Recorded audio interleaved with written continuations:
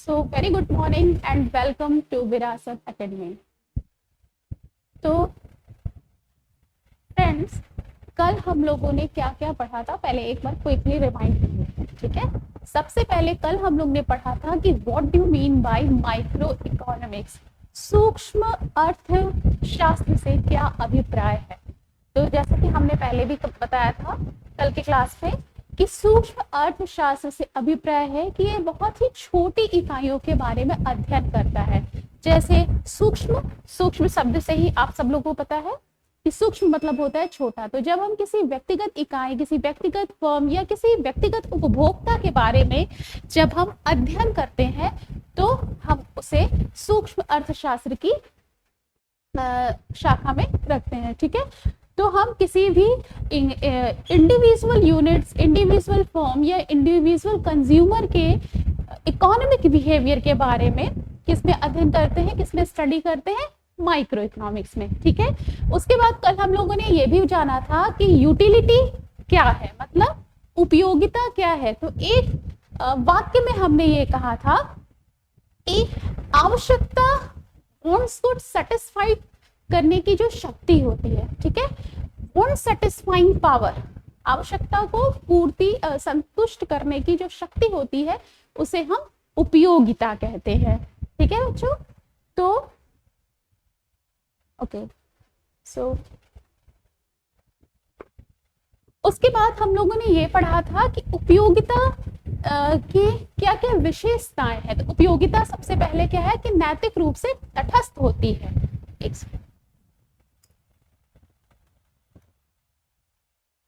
उपयोगिता नैतिक रूप से तटस्थ होती है, मतलब कि किसी व्यक्ति को मान लीजिए सिगरेट पीने में यूटिलिटी मिल रही है, किसी व्यक्ति को कुछ खाने में यूटिलिटी मिल रही है, तो हम ये नहीं कह सकते कि वो सिगरेट पी रहा है तो वो गलत कर रहा है। हम as a economic agent behavior का अध्ययन करेंगे तो हम बस इतना जानेंगे, अगर उसको उस चीज का उपयोगिता मिल रहा है तो हम उसे काउंट करेंगे कि हाँ, उसको सिगरेट पीने से उसकी उपयोगिता इतनी है, जो कुछ भी एज अ साइकोलॉजिकल टर्म में आए, ठीक। दूसरा, एक तो हमने ये पढ़ा कि उपयोगिता नैतिक रूप से तटस्थ होती है।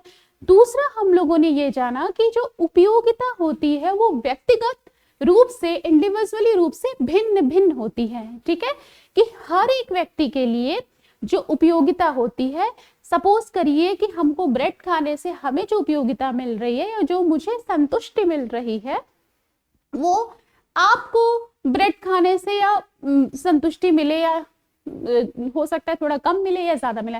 एक चीज और हमने बनाना था कि जो उपयोगिता है वो एक मनोवैज्ञानिक धारणा है। एक बेसिक अंतर आप समझ लीजिए, कल मैंने आप लोग को बताया था शायद कि वांट्स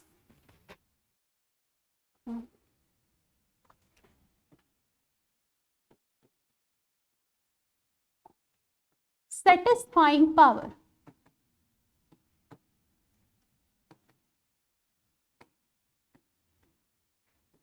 ठीक है, आवश्यकता पूर्ति की शक्ति, आवश्यकता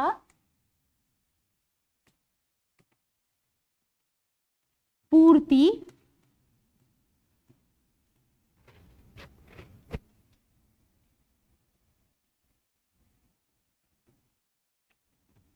की शक्ति, ठीक है, आवश्यकता पूर्ति की शक्ति को हम उपयोगिता कह रहे हैं, ठीक है। और एक चीज और, जैसा कि अभी हमने बताया, एक होता है संतुष्टि और एक होता है उपयोगिता। पहले आप लोग इन दोनों में डिफरेंस समझ लीजिए, इन दोनों में क्या डिफरेंस है। एक होता है सेटिस्फाइंग, सेटिस्फैक्शन,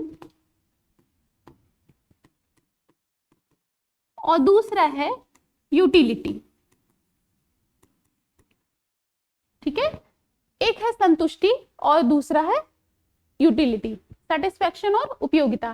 सेटिस्फैक्शन क्या होता है, सपोज करो कि अगर हम कोई चीज, कोई नया ड्रेस खरीदने जा रहे हैं, या फिर सपोज करो कि हम कोई नया डिश हमारे सामने, मान लो सपोज करो खीर रखा है, ठीक, तो उसका अगर हम सोचे कि हमको क्या एक्सपेक्टेड सेटिस्फैक्शन मिलेगा, जैसे कि हमें कोई चीज बहुत ज्यादा खाने का मन हो रहा है कि और वो चीज हमारे सामने आ जाती है, तो जो मेरे एक्सपेक्टेशन है, एक्सपेक्टेशन का मतलब होता है कि एक इमेजिन हम करते हैं, उसको अभी हमने खाया नहीं है, एक्चुअल में खा नहीं रहे हम, बस एक इमेजिनेशन है। उस इमेजिनेशन से जो हमको सेटिस्फेक्शन मिलता है, एक प्रकार का हम कह सकते हैं इमेजिनरी एक्सपेक्टेड जो सेटिस्फेक्शन होता है, उसको हम यूटिलिटी कहते हैं, ठीक है।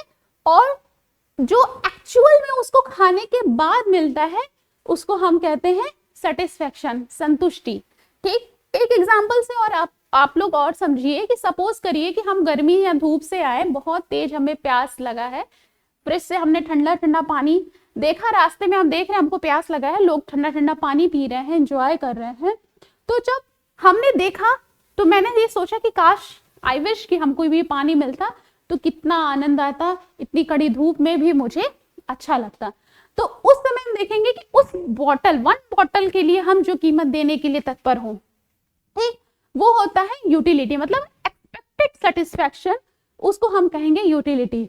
और जब सेटिस्फेक्शन हो जो एक्चुअल हो, तो सेटिस्फेक्शन एक्चुअली जब हम कोई चीज कंज्यूम करते हैं, कोई सर्विस या कोई वस्तु, ठीक है, कोई वस्तु या फिर सेवा का जब हम एक्चुअल में कंजम्पशन कर रहे हैं, जब हम उसको एक्चुअल में उसका उपभोग करते हैं, तो उसको हम संतुष्टि कहते हैं। और उपयोगिता को हम जो एक एक्सपेक्टेशन लगाते हैं कि हाँ मुझे ये काम करने से इतना सेटिस्फेक्शन मिलेगा, तो उसको हम उपयोगिता कहते हैं। ये हमारा एक्सपेक्टेड होता है, संभावित होता है, एक्सपेक्टेड, ठीक है, expected.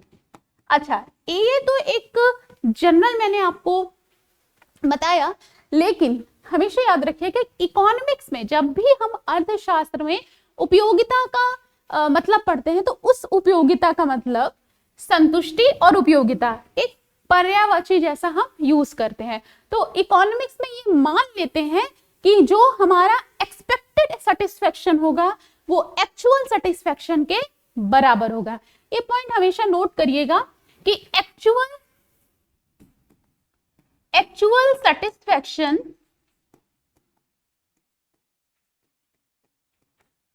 Equal to expected satisfaction.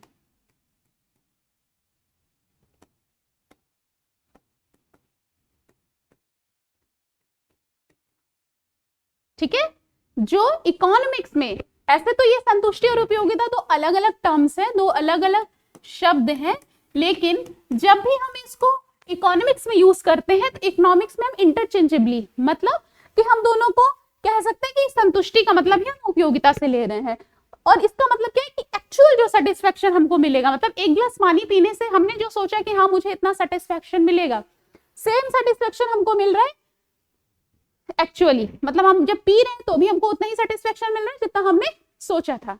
ठीक है, व्यवहार जगत में ऐसा नहीं होता है, बट आप उस चीज में मत जाइए, हमें अभी थ्योरी करना है, ठीक है, क्योंकि हमारा जो इकोनॉमिक्स है वो बहुत सारे एजम्पशंस, रूल, इन सबों पर आधारित है, तो कुछ चीजें हमें एज इट इज मान लेनी चाहिए। ठीक, अच्छा, तो हम आपको ये बता रहे थे कि हम लोगों ने कल क्या क्या पढ़ा। तो उपयोगिता हमने पढ़ी, उपयोगिता के क्या क्या विशेषताएं हैं वो हमने पढ़ा। फिर हमने पढ़ा कि मार्जिनल यूटिलिटी क्या होता है और टोटल यूटिलिटी क्या होता है। टोटल यूटिलिटी का मतलब कि मार्जिनल यूटिलिटी कि हम किसी एक अतिरिक्त इकाई का उपभोग कर रहे हैं तो उसे हमें कितना सेटिस्फेक्शन मिल रहा है, संतुष्टि मिल रही है, उसे हमने मार्जिनल यूटिलिटी का नाम दिया था। और टोटल यूटिलिटी, टोटल यूटिलिटी को हमने कहा था कि हमारा जितना भी हमारा मार्जिनल यूटिलिटी है उसका योग को हम टोटल यूटिलिटी कहते हैं। समझ में आया? कल हम एक ग्राफ बना रहे थे और उस ग्राफ में को हम फिर से आपको, उसके बाद हमने क्या बनाया था, रिलेशनशिप बनाया। ठीक है, रिलेशनशिप यहां पे हमने रखा था y, यहां पे हमने रखा x, यहां पे हमने लिखा था levels of bread, levels of bread. ठीक है, रोटियों की संख्या, या फिर आप कर सकते हो क्वांटिटी ऑफ ब्रेड भी कर सकते हैं। मैंने यहां रखा था रोटियों की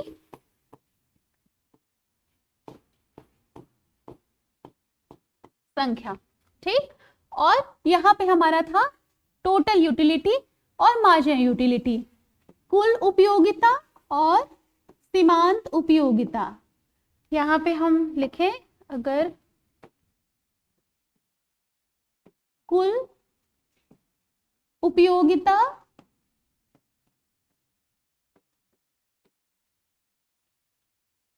व सीमांत उपयोगिता, ठीक है, कुल उपयोगिता व सीमांत उपयोगिता। इसमें हमने एक संबंध भी आपको बताया था, जैसे कि हमने ये आपको बताया कि जो हमारी जो मार्जिनल यूटिलिटी होती है वो ऐसे मैंने कर्व बनाया था MU का, ठीक है, मार्जिनल यूटिलिटी का, और TU कर्व हमने बनाया था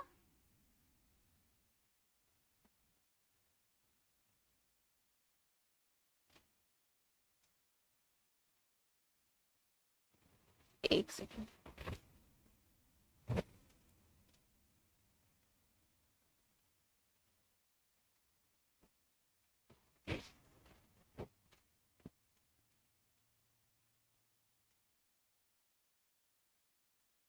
ये हमने बनाया था टोटल यूटिलिटी कर्व, ठीक है, टोटल यूटिलिटी कर्व। इसको और थोड़ा बड़ा कर लीजिए,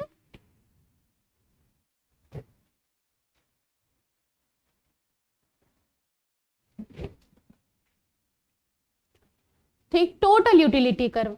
तो जो हमारी कुल उपयोगिता है, कुल उपयोगिता जब हमारी मैक्सिमम होती है, जब हमारी कुल उपयोगिता क्या होती है, अधिकतम होती है, मैक्सिमम मतलब अधिकतम।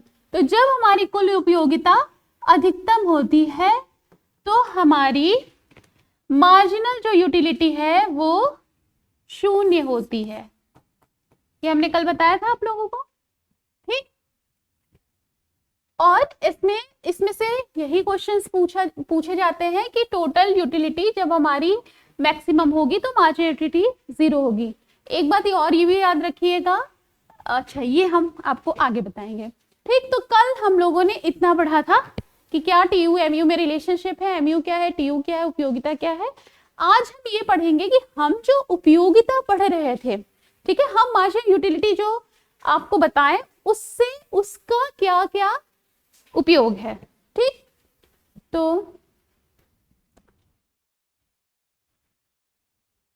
ओके, तो सबसे पहले आज हम ये आएंगे यूज ऑफ मार्जिनल यूटिलिटी, मतलब सीमांत उपयोगिता का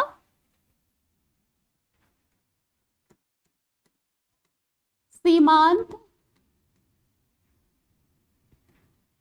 उपयोगिता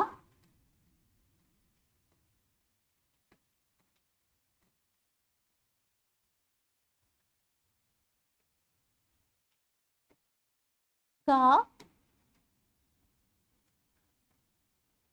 प्रयोग।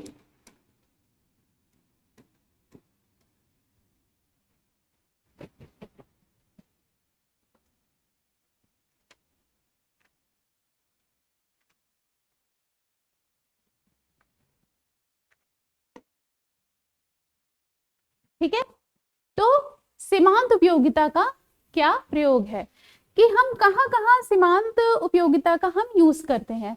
सीमांत उपयोगिता का यूज सबसे पहले हम करते हैं मांग वक्र के निर्माण में। अब जैसे लॉ ऑफ डिमांड आपको पढ़ना है तो सबसे पहले आपको ये पढ़ना होगा कि यूटिलिटी क्या है, क्योंकि यूटिलिटी कर्व से ही हमारा जो मांग वक्र है वो डिराइव्ड होता है, ठीक। तो सबसे पहला जो यूज है वो है मांग वक्र, मांग रेखा, ठीक, मांग रेखा।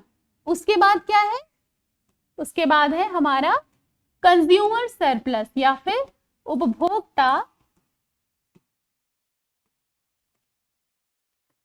की बचत, ठीक है। तो हमने क्या देखा कि मांग रेखा, उपभोक्ता की बचत, और तीसरा आपके लिए इंपॉर्टेंट है जब हम बाजार मांग वक्र का से हम प्राइस डिटर्मिनेशन करेंगे, फैक्टर प्राइस डिटर्मिनेशन में भी सीमांत उपयोगिता का यूज होगा, ठीक है। तो अभी फिलहाल हम ये दो ही रखते हैं क्योंकि हम सिर्फ 2 पे आपके कंसिडरेशन करेंगे। तो अभी आप 2 ही जानो कि सीमांत उपयोगिता के प्रयोग में हमें पढ़ना है मांग वक्र और एक उपभोक्ता की बचत। उसके आगे जब हम पढ़ाएंगे तो फिर हम आपको बताते रहेंगे। तो सबसे पहला हम शुरू करते हैं, मांग रेखा किस तरह से डेराइव्ड की जाती है सीमांत उपयोगिता से। ठीक, तो आइए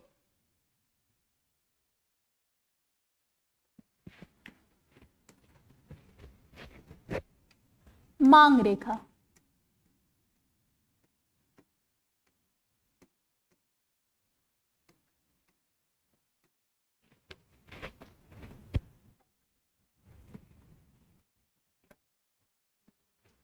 ओके, सो अब हम पढ़ेंगे कि मांग रेखा क्या है।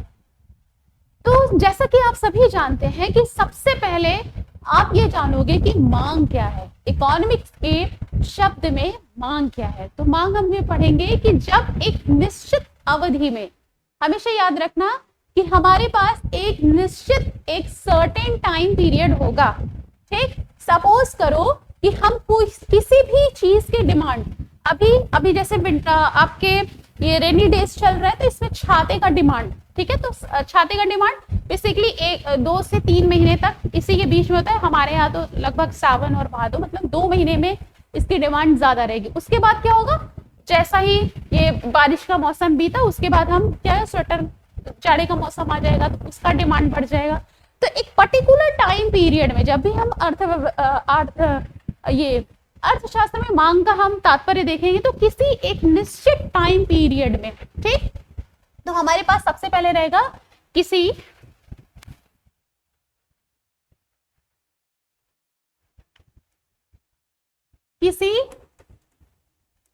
निश्चित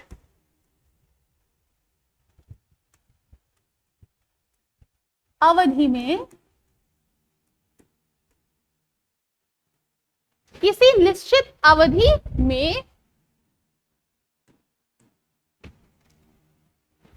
क्रेता द्वारा जब कोई वस्तु या कंज्यूमर, हम लोग क्या है कि अगर जब हम कोई सर्विस खरीदते हैं, ठीक है, सर्विस या वस्तु खरीदते तो हम लोग क्या हुए, क्रेता हुए। ठीक है, तो किसी निश्चित अवधि में क्रेता द्वारा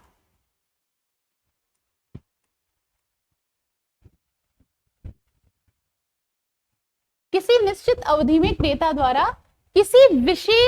वस्तु या सेवा, ठीक है, अब हम किस चीज को खरीदेंगे, किसी वस्तु या सेवा को ही खरीदेंगे। वस्तु व सेवा को किस चीज पे खरीदेंगे, उसका हमारे पास क्या होना चाहिए, डिफरेंट प्राइस होना चाहिए, कीमत होना चाहिए। जब हम प्रोडक्ट का हमारे पास प्राइस होगा तब हम थोड़ा सा मोल भाव करेंगे, या जिस चीज में मोल भाव नहीं कर सकते उसे एज इट इज ले लेंगे, लेकिन हम क्या करते हैं, किसी पर्टिकुलर प्राइस पे लेते हैं। ठीक, तो किसी निश्चित समय अवधि में, यहाँ निश्चित समय अवधि लिख लो यहाँ पे, किसी निश्चित समय अवधि में क्रेता द्वारा किसी वस्तु व सेवा की विभिन्न कीमतों पर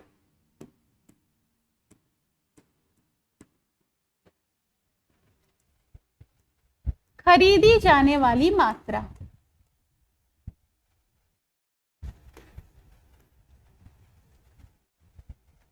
खरीदी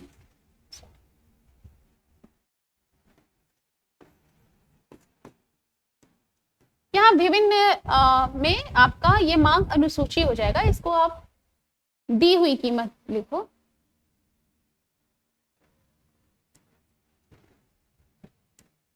दी हुई कीमत पर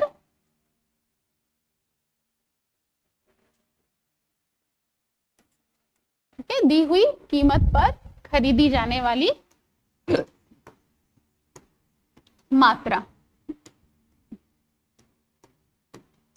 ठीक है, तो हमारे देखो 2 से 3 4 चीज इसमें बहुत ज्यादा महत्वपूर्ण है। क्या क्या महत्वपूर्ण है, एक मांग क्या है, मांगी गई मात्रा के बारे में हम अध्ययन करना चाह रहे हैं, तो हमारे पास एक पर्टिकुलर टाइम पीरियड होना चाहिए। ठीक, तो हम इसलिए किसी निश्चित समय अवधि में, ये इंपॉर्टेंट हुआ। कौन खरीदेगा? क्रेता द्वारा किसी वस्तु या सेवा की दी हुई कीमत पर खरीदी जाने वाली मात्रा। और क्या है? दी हुई कीमत, मतलब हमारे पास डिफरेंट डिफरेंट प्राइस दिए गए होंगे, पर खरीदी जाने वाली मात्रा को हम क्या कहते हैं? मांग कहते हैं। ठीक, अब आता है कि मांग रेखा क्या होता है। मांग रेखा हम मार्जिनल यूटिलिटी कर्व से डेराइव्ड करेंगे। इतना बात समझ में आया? अब देखो,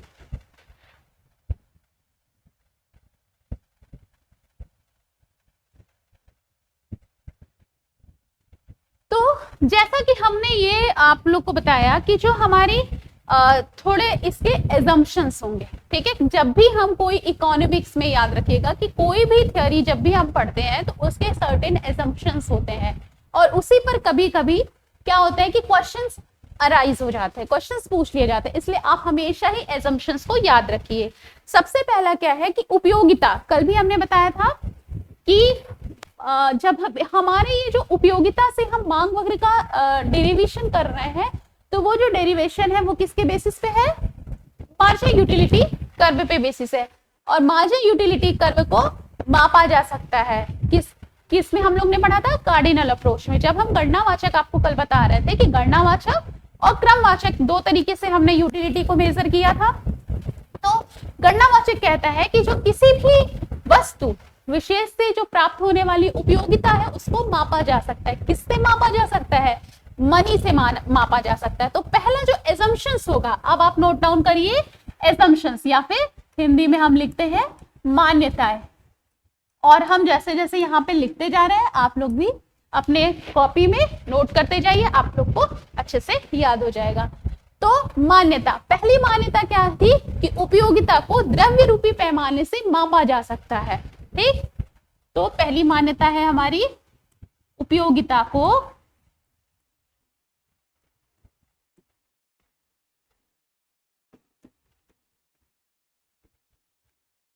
द्रव्य रूपी पैमाने से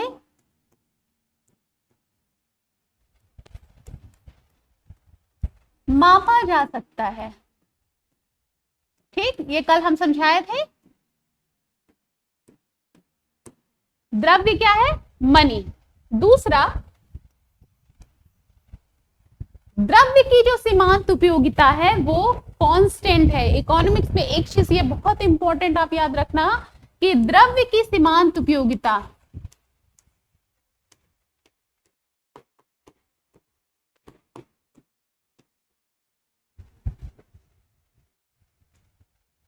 हम MU लिख दे रहे हैं, ठीक है।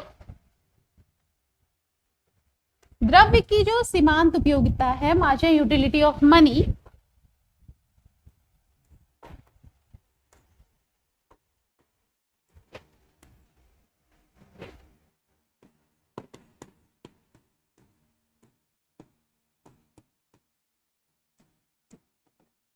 द्रव्य की जो सीमांत उपयोगिता है वो स्थिर है।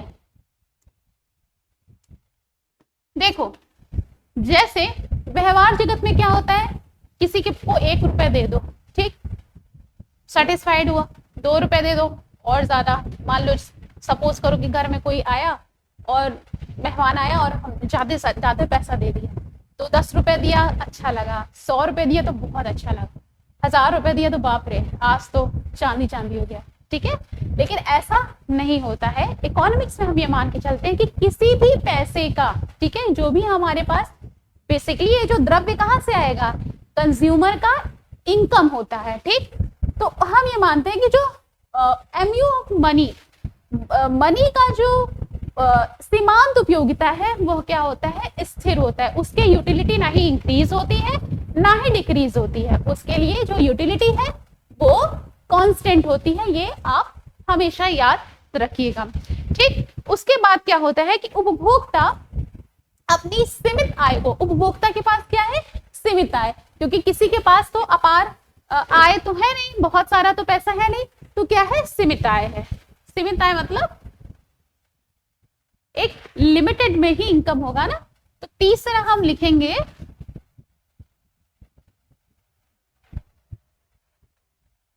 तीसरा तीसरा क्या है कि उपभोक्ता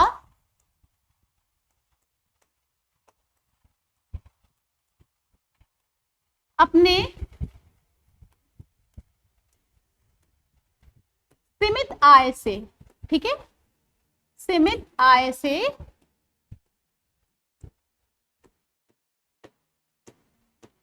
उपभोक्ता अपने सीमित आय से अधिकतम संतुष्टि प्राप्त करना चाहता है।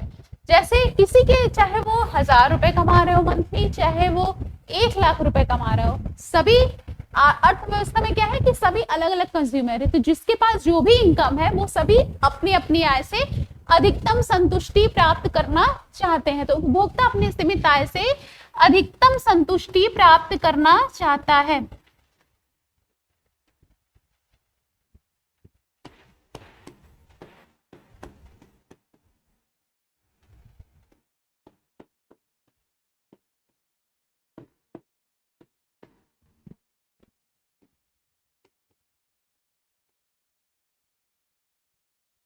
ठीक है, उपभोक्ता अपने सीमित आय से अधिकतम संतुष्टि प्राप्त करना चाहता है। अब हम क्या लिखेंगे?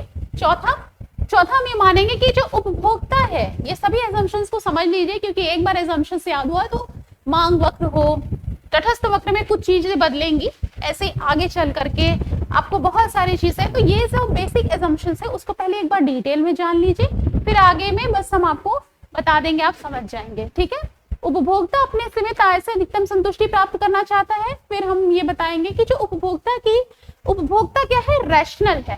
ठीक, उपभोक्ता रैशनल है। इस चीज को जरूर नोट करिए कि जो कंज्यूमर है वो रैशनल है।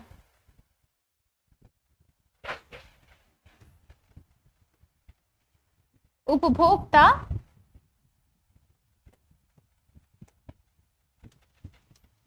क्या है? रैशनल है।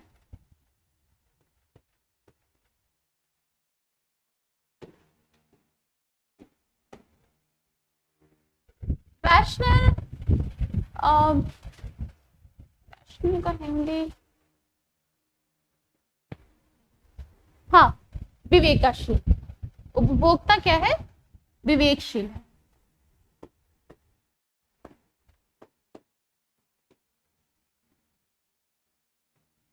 ठीक, जो उपभोक्ता क्या है? विवेकशील है। ये बहुत एक इंपॉर्टेंट चीज है। ये अधिकतम संतुष्टि प्राप्त करना है, समझ में आ गया? ये रैशनल है। रैशनल क्या क्या हो सकता है? रैशनल का मतलब क्या है कि उपभोक्ता को आर्थिक व्यवहार में जो भी अर्थव्यवस्था में जो भी आर्थिक क्रियाकलाप हो रहे हैं उसको उसकी पूर्णतः जानकारी है और उसके अकॉर्डिंग ही वो डिसीजन लेता है। जैसे एग्जाम्पल, सपोज करो कि हम या आप या कोई भी एक कंज्यूमर मार्केट में चाय पत्ती खरीदने जा रहा है, तो जब वो चाय पत्ती खरीदने जा रहा है तो इकोनॉमिक्स के एजम्पशंस में हम ये मान के चलते हैं कि उसको चाय पत्ती के साथ साथ कॉफी का भी प्राइस पता है। ऐसा नहीं है कि कॉफी सस्ती हो गई है और उसको पता नहीं है। ठीक, अगर कोई भी उपभोक्ता अगर इकोनॉमिक्स में वो कोई भी वस्तु या सेवा को डिमांड कर रहा है, ठीक है, वो डिमांड कर रहा है, तो वो क्या है? विवेकशील है। विवेकशील का मतलब क्या है कि उसको जो भी सब्स्टिट्यूट फूड है या जो भी उसकी खुद की इनकम है, जो भी डिमांड को प्रभावित करने वाले कारक हैं, ठीक है, उन सभी के बारे में उसको परफेक्टली नॉलेज है और उन सभी को ध्यान में रखते हुए ही वो एक डिसीजन लेता है या फिर हम कह सकते हैं कि डिमांड करता है। समझ में आया? तो उपभोक्ता क्या है? रैशनल है। अब हम इसी से रिलेटेड एक और बताएंगे कि जो उपभोक्ता है उसका, यहाँ 5वां नोट डाउन करिए, उपभोक्ता का जो रुचि है, जो पसंद है, वो क्या है? स्थिर है। ठीक, ऐसा नहीं है कि अभी वो चाय का प्रेफरेंस ले रहा है तो 5 मिनट बाद कहेगा कि नहीं चाय नहीं पीना है, हमको कॉफी दे दीजिए। तो व्यवहार जगत में तो ऐसा ही होता है, लेकिन हम जब इकोनॉमिक्स की बात करते हैं तो ये सर्टेन एजम्पशंस लेके हम चलते हैं और उसी एजम्पशंस पे हमारी जो थ्योरी होती है वो बेस्ड होती है। ठीक, तो हम इसके बाद लिखेंगे कि जो उपभोक्ता है उसकी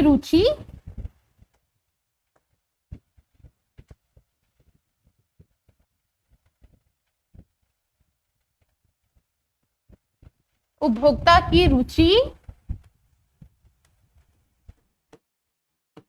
व पसंद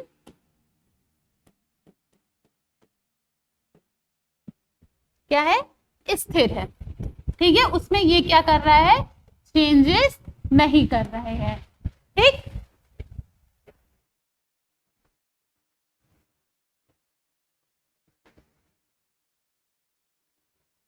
ठीक है।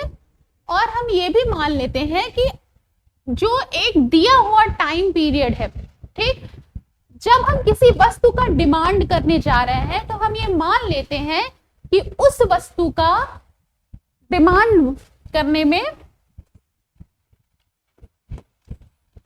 वस्तु की जो कीमत है वो स्थिर है।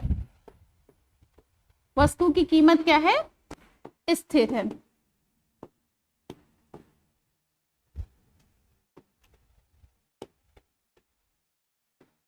ठीक, वस्तु की जो कीमत है वो स्थिर है। ठीक है, एक पर्टिकुलर टाइम पीरियड पे जो सपोज करो कि हम वही चाय का डिमांड कर रहे हैं, अभी हम यहाँ दुकान पे खड़े हुए हैं, चाय पत्ती मांग रहे हैं, सपोज करो 100 रुपीज का हमको 250 ग्राम्स मिल रहा है।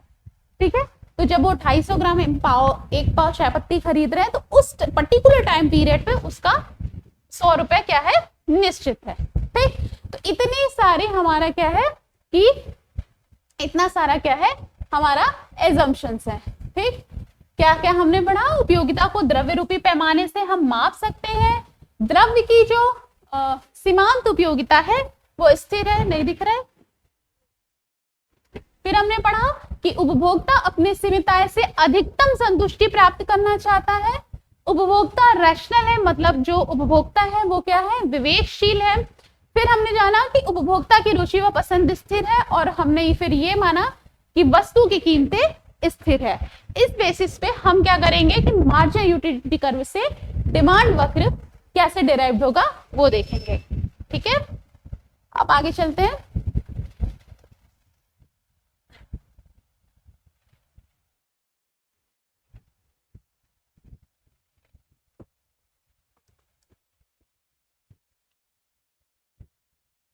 ओके, तो अब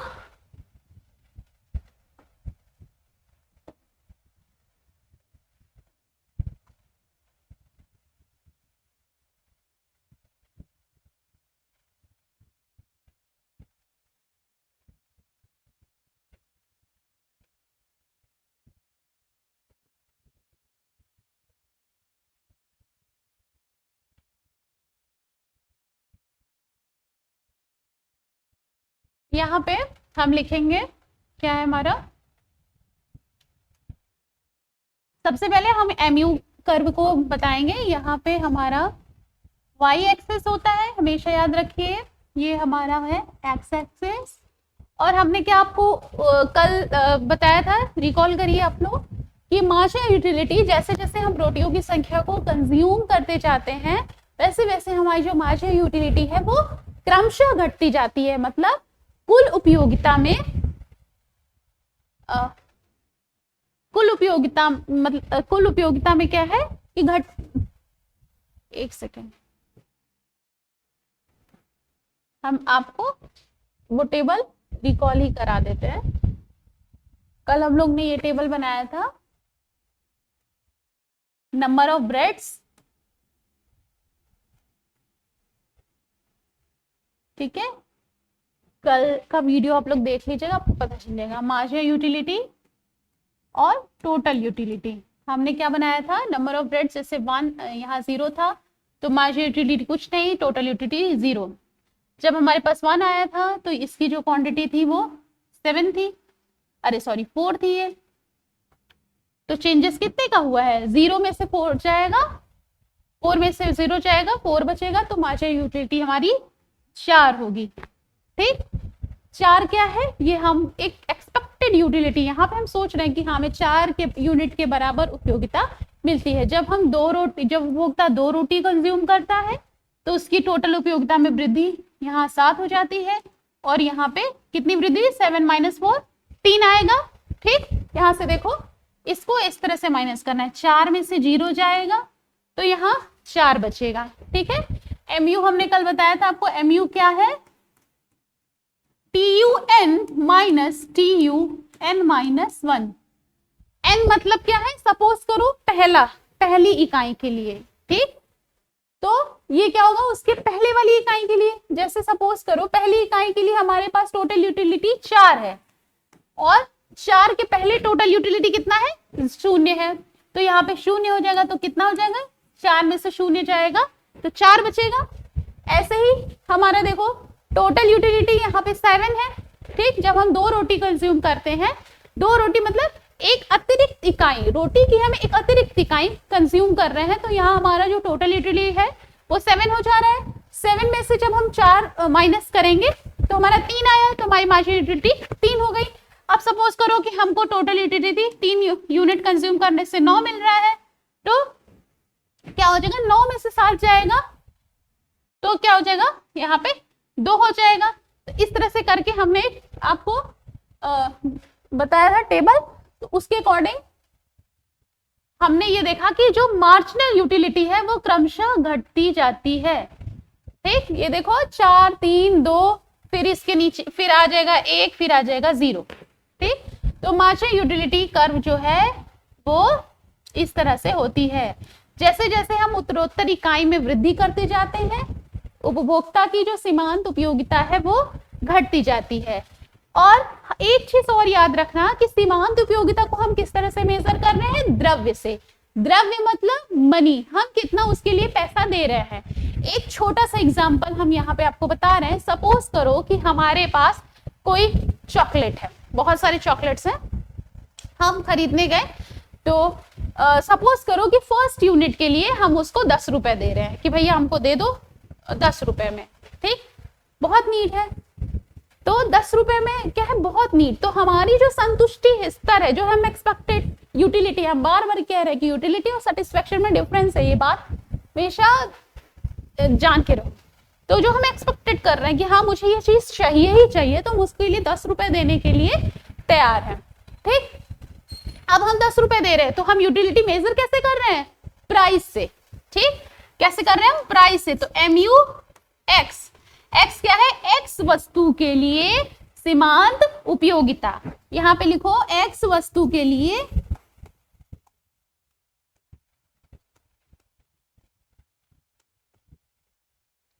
सीमांत उपयोगिता।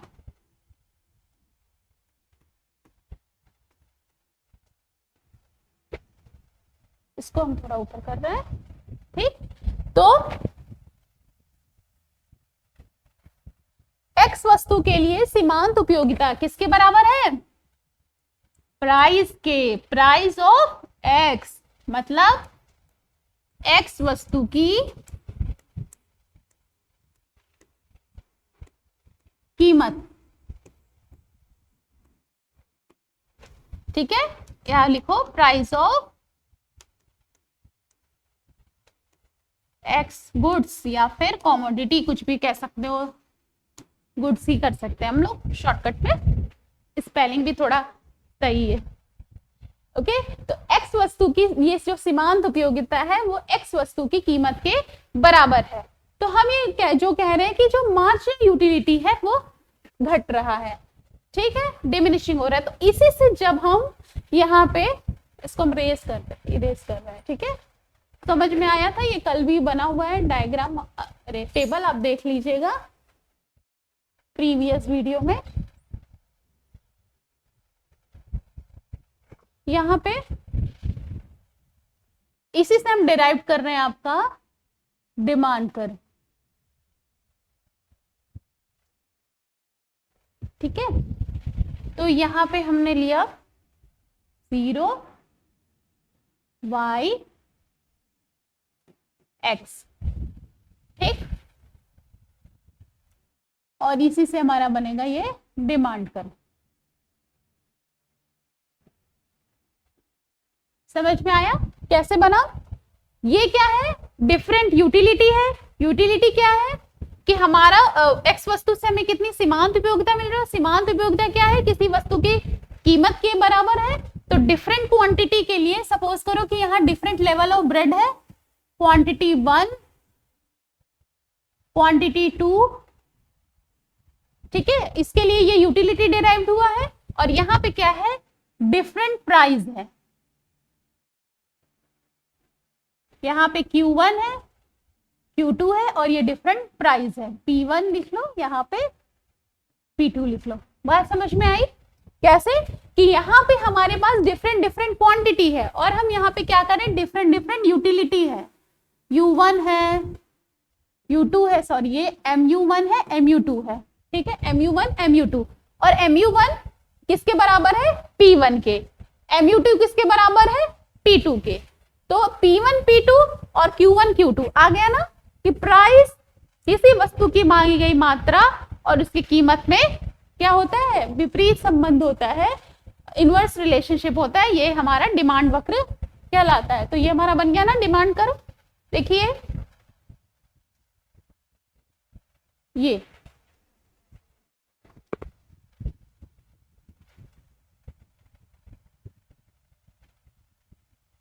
हुआ ना हमारा डिमांड कर्व।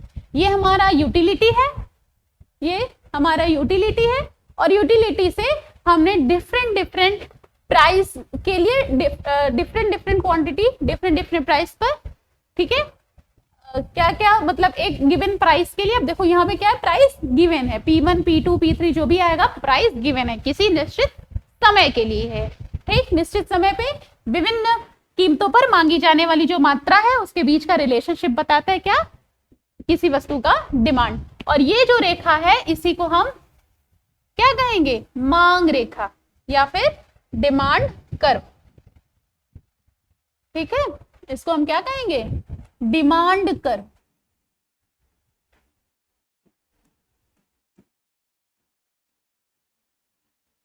ठीक, मांग रेखा।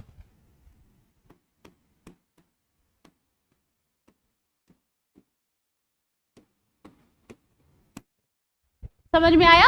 तो कभी भी अगर हम मार्जिनल यूटिलिटी का बारे में पढ़े उसके बाद मार्जिनल यूटिलिटी से हम डिमांड कर्व कैसे डिराइव्ड करते हैं वो चीज हमने यहाँ पे सीखा। अब एक चीज और है कि हम एक बहुत ही शॉर्ट में आपको बताएंगे कि आगे हम क्या करने वाले हैं और उसमें जो इकोनॉमिक्स से एक टर्म आता है, अन्य बातें समान रहे। ठीक है, जैसे कि जब भी आप अब नेक्स्ट क्लास में हम मांग मात्रा के बारे में पढ़ेंगे। और एक चीज और, हम क्या पढ़ेंगे नेक्स्ट क्लास में, law of diminishing marginal utility, मतलब सम सीमांत उपयोगिता का, अरे सॉरी सीमांत ह्रासमान सीमांत उपयोगिता का नियम जो कि गोसेन का फर्स्ट लॉ कहलाता है। ठीक, और उसके बाद हम पढ़ेंगे सम सीमांत उपयोगिता का नियम, लॉ ऑफ गोसेन का सेकेंड लॉ। ठीक है, law of equi marginal utility. ये सब नेक्स्ट क्लास में होगा, लेकिन अभी जो डिमांड कर्व पढ़ रहे हैं, डिमांड कर्व को भी और अच्छे से हम इलैबोरेट करके समझेंगे और उस पर हम कुछ क्वेश्चंस करेंगे। लेकिन उसके पहले हम एक चीज आपको बहुत ही इंपॉर्टेंट चीज बता रहे हैं, बहुत सी बेसिक चीज है लेकिन याद रखनी चाहिए। जैसे कि इकोनॉमिक्स में हमेशा आप पढ़ रहे होगे, पढ़ोगे भी कि अन्य बातें समान रहने पर, इसी उसके बाद हम क्लास को एंड करेंगे। जैसे हम लिखें अन्य बातें समान रहने पर,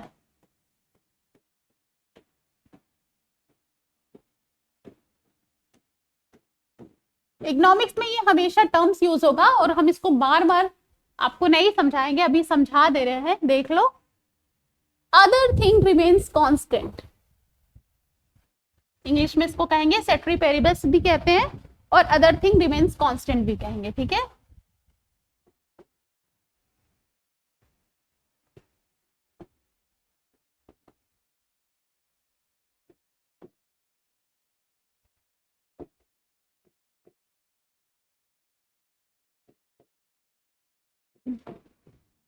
थोड़ा सा पानी पी लें।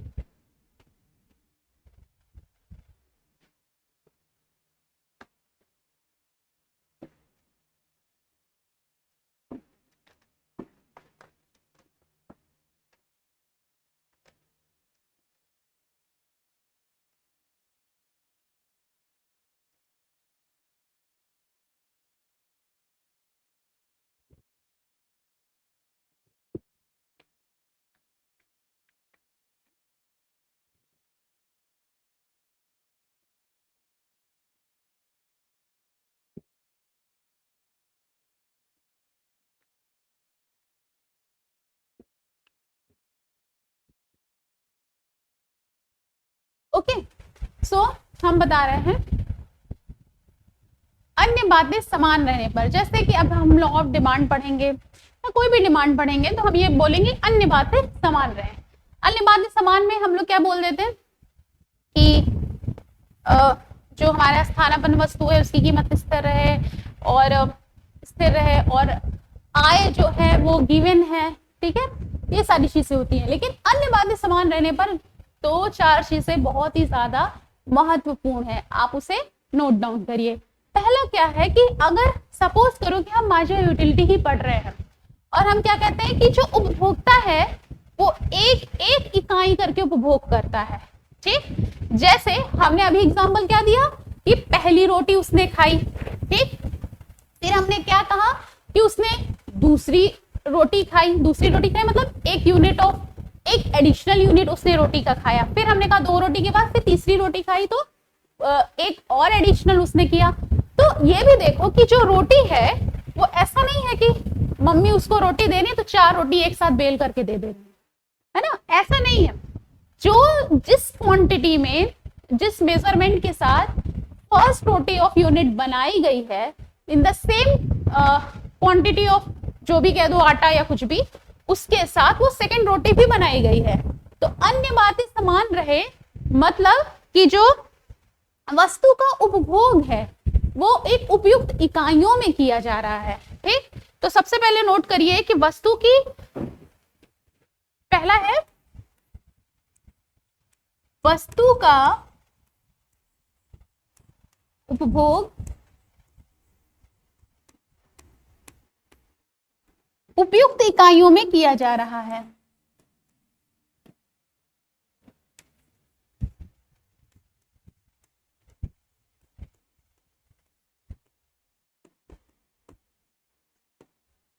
किया जा रहा है और वस्तु की सभी इकाइयां व गुण व मात्रा समान है। वस्तु की सभी इकाइयां ऑल यूनिट्स ऑफ कमोडिटीज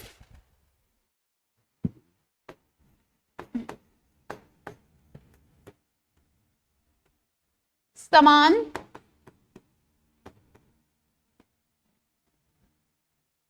है, गुण व मात्रा में समान है, गुण व मात्रा में। ऐसा नहीं है कि पहले हमें मान लो कि हम नमक का पराठा खाने बैठे हैं सुबह सुबह, कभी कभी लेट होता है तो हम लोग चाय पराठा खा लेते हैं, चाय पूरी खा लेते हैं।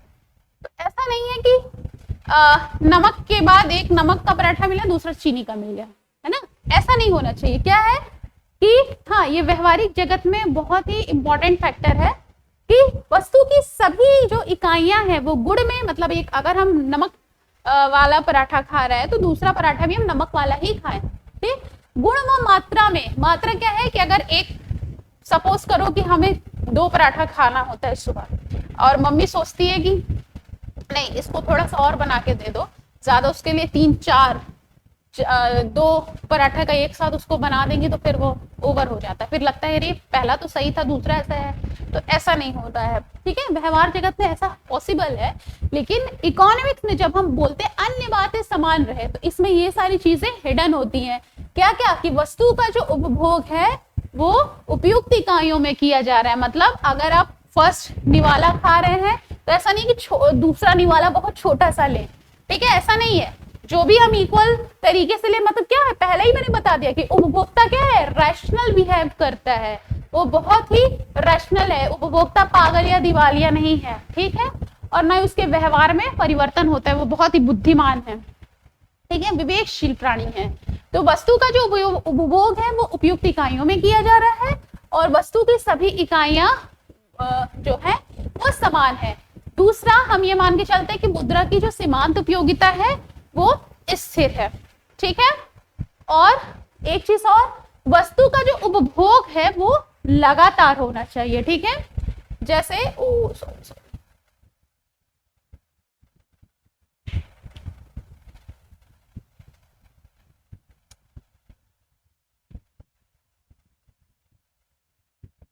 तीसरा, अब अगर मान लो वस्तु का उपभोग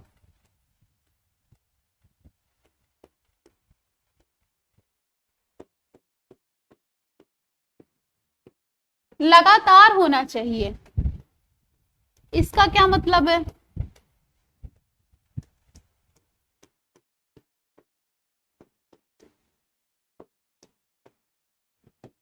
इसका क्या मतलब है? वस्तु का उपभोग लगातार होना चाहिए।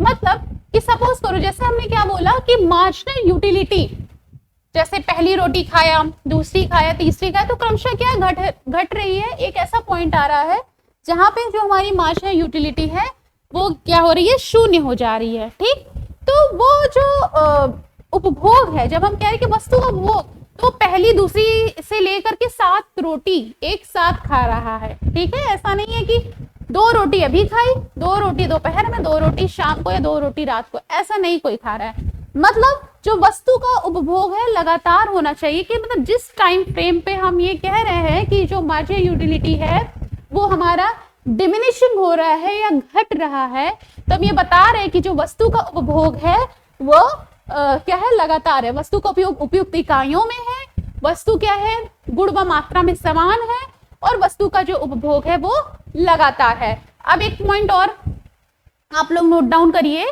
कि वस्तु का जो तो जो वस्तु का उपभोग है वो लगातार होना चाहिए। और हाँ, एक और नोट डाउन करिए कि वस्तु का जो मूल्य है उसमें परिवर्तन नहीं होना चाहिए। ठीक है,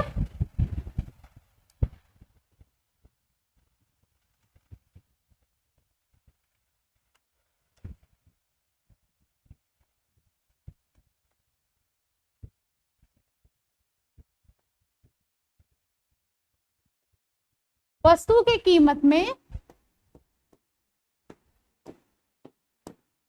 उस टाइम पीरियड में परिवर्तन नहीं होना चाहिए। ऐसा नहीं है कि एक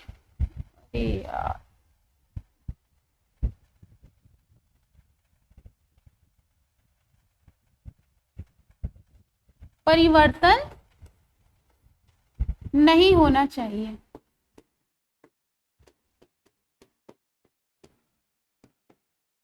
ठीक, और जो हमारा क्या है, जो उपभोक्ता है वो पागल या दिवालिया न हो। अब एक चीज और, जो वस्तु की जो स्थानापन्न वस्तु है या जो सब्स्टिट्यूट गुड्स है उसमें भी प्राइस में कोई अंतर नहीं आना चाहिए। ये तो हम लोग स्टार्टिंग में ही आपको बता दिया था मैंने कि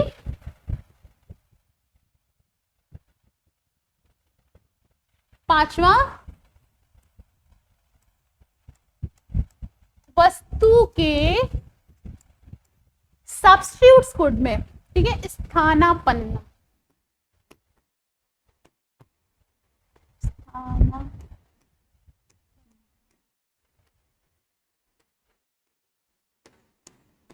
वस्तु की कीमत में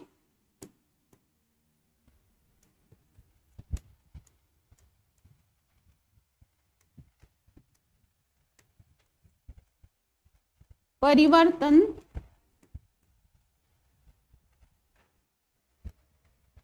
नहीं होना चाहिए।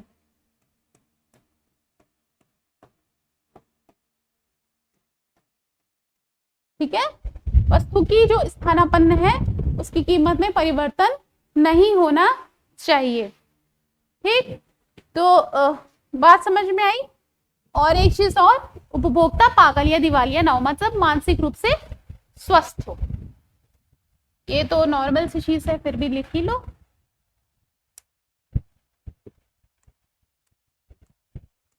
उपभोक्ता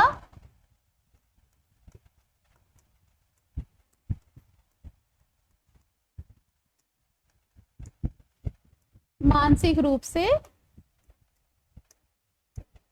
स्वस्थ हो।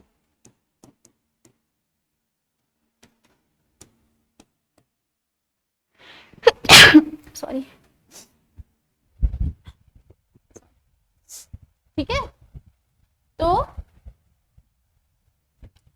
जब भी हम इकोनॉमिक्स में अन्य बातें समान रहे तो ये सारे पॉइंट्स आपको याद होने चाहिए, क्योंकि कोई बार बार नहीं बताता, बस वो बता देगा कि हाँ अन्य बातें, अदर थिंग रिमेन्स कांस्टेंट या रिमेन्स इक्वल, ऐसा बोल दिया जाता है, लेकिन उसमें एग्जैक्टली में ये सारे पॉइंट्स आते हैं। ठीक है, ये आप लोग हमेशा याद रखिए कि वस्तु का उपभोग, कभी कभी ये पूछा भी जा सकता है, ठीक, कि वस्तु का उपभोग उपयुक्त इकाइयों में किया जा रहा है, सभी इकाइयां क्या है, उपयुक्त है, गुण व मात्रा में समान है, वस्तु का उपभोग लगातार होना चाहिए और उपभोग वस्तु की कीमत में परिवर्तन नहीं होना चाहिए, वस्तु की जो स्थानापन्न वस्तुएं हैं उसमें भी परिवर्तन नहीं होना चाहिए और उपभोक्ता पागल या दिवालिया ना हो।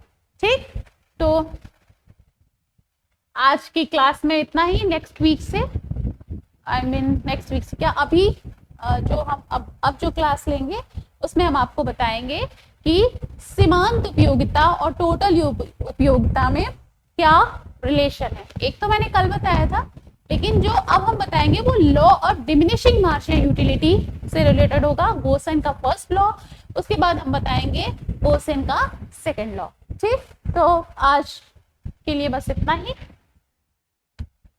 सो hope you are best. Thank you.